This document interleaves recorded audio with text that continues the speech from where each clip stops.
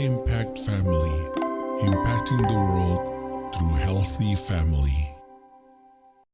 Selamat malam saudara-saudara. Selamat berjumpa dalam renungan malam untuk keluarga. Shalom. Saudara, saya harap semuanya saudara memiliki shalom, ya. Jadi saudara ada damai sejahtera bersama-sama dengan Tuhan Yesus. Semoga saudara semuanya dalam keadaan sehat dan kita bisa merenungkan firman Tuhan yang mengatakan agar hendaknya kamu sehati sepikir dalam hidupmu bersama. Ya, dia kasih titik 2, artinya janganlah kamu memikirkan perkara-perkara yang tinggi, tetapi arahkanlah dirimu kepada perkara-perkara yang sederhana. Ya, saudara, Paulus menulis bagian ini mengenai hidup dalam kasih ini. Sebelumnya dia memberitahu supaya kita itu mempersembahkan tubuh kita yang hidup, yang kudus, dan yang berkenan kepada Allah. Lalu kita harus merubah pikiran kita, jangan seperti dunia, melainkan kita harus berubah dari dalam, dari budi kita, ya, supaya kita tahu apa kehendak Allah, apa yang benar, apa yang sempurna, apa yang baik, ya. Jadi lalu dia memberitahu di bagian ini, kalau hidup dalam kasih itu harusnya bisa sehati sepikir. Nah, supaya sehati sepikir itu bagaimana? Sehati sepikir itu supaya kita bisa bersatu, ya.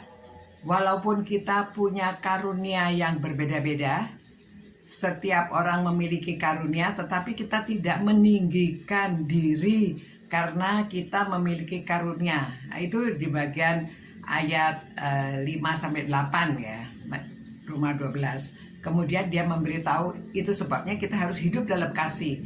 Nah, hidup dalam kasih itu antara lain bisa sehati sepikir di dalam tubuh Kristus, ya, di dalam keluarga, di dalam gereja. Nah, prakteknya kita di luar keluarga itu ya seperti di gereja, di dalam masyarakat. Namun praktek yang pertama adalah di dalam keluarga, ya, sehati sepikir. Jadi bagaimana caranya supaya bisa bersatu sehati sepikir? Yaitu kita jangan merasa diri kita lebih dari orang lain, ya, bahwa kita yang harus didengarkan. Memang orang tua lebih daripada anak-anaknya. Kita anak-anak karena pengalamannya yang kurang, jadi mendengarkan orang tua. Kadang-kadang anak-anak itu merasa dirinya lebih pandai, lebih tahu, ya, sehingga dia tidak mau mendengarkan orang tuanya, atau dia merasa orang tuanya tidak benar, dia yang lebih benar. Walaupun pengetahuan mereka sudah lebih banyak, ya, namun saudara, kita perlu merendahkan diri, jangan memikirkan hal yang lebih. Dia katakan di sini, ya, jangan memikirkan perkara-perkara yang tinggi, tetapi perkara-perkara yang sederhana. Jadi kalau kita maksudnya jangan yang ribet-ribet begitu, ya. Pikirkan yang sederhana yang dapat dilakukan bersama. Nah, kita tidak bisa sehati sepikir kalau masing-masing merasa dirinya benar, dirinya lebih pandai dari orang lain. Jadi kita harus belajar untuk bisa menerima pendapat orang lain, ya. Di dalam keluarga kadang-kadang banyak pertengkaran di dalam keluarga karena yaitu masing-masing merasa dirinya benar. Apalagi di dalam tubuh Kristus, di dalam gereja, diajarkan Rasul Paulus, gereja itu orangnya banyak, pasti cara berpikirnya banyak lagi. Itu sebabnya kadang-kadang di dalam rapat-rapat gereja banyak pertentangan, ya. Nah, itu kadang-kadang yang orang yang belum beriman, yang belum kuat imannya, biasanya heran, ya. Waduh, di gereja kok bisa pertengkaran, kok di dalam gereja bisa pertentangan. Kata-katanya kadang-kadang lupa, saudara. Kata-kata kasar itu keluar, ya. Jadi orang yang baru-baru itu takut. Wah, nggak mau ikut rapat urusan gereja. Banyak yang begitu. Karena takut kalau rapat urusan gereja kadang-kadang bisa saling menjatuhkan saling memaki, menakutkan sekali memang ya. Orang-orang tuh lupa, duniawinya keluar. Nah itu sebabnya kata Rasul Paulus, jangan kamu seperti dunia ini, tetapi ubahlah budimu. Ya, saudara, kita ingat, ubahlah budimu. Cara berpikirnya, paradigmanya harus dirubah supaya kita bisa sehati sepikir. Oke?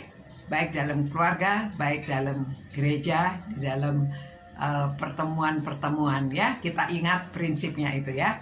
Bisa sehati sepikir, yaitu dengan saling tidak meninggikan diri, nggak merasa dirinya lebih dari orang lain. Mari kita berdoa, minta Tuhan supaya memampukan kita melakukan ini.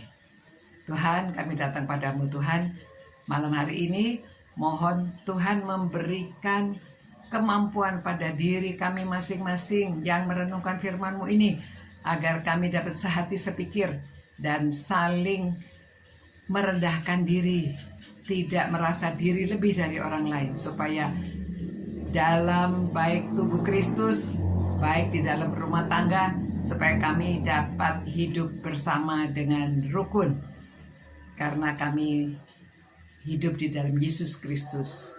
Terima kasih Tuhan. Berkatilah setiap keluarga ini supaya mereka dapat sehati sepikir dan hidup bahagia. Dalam nama Yesus Kristus kami berdoa. Amin. Selamat malam saudara-saudara. Sampai berjumpa pula. Ini adalah prinsip yang ke-7 ya. Prinsip hidup dalam kasih. Selamat malam. Sampai berjumpa pula. Ciao. Impact Family, impacting the world through healthy family.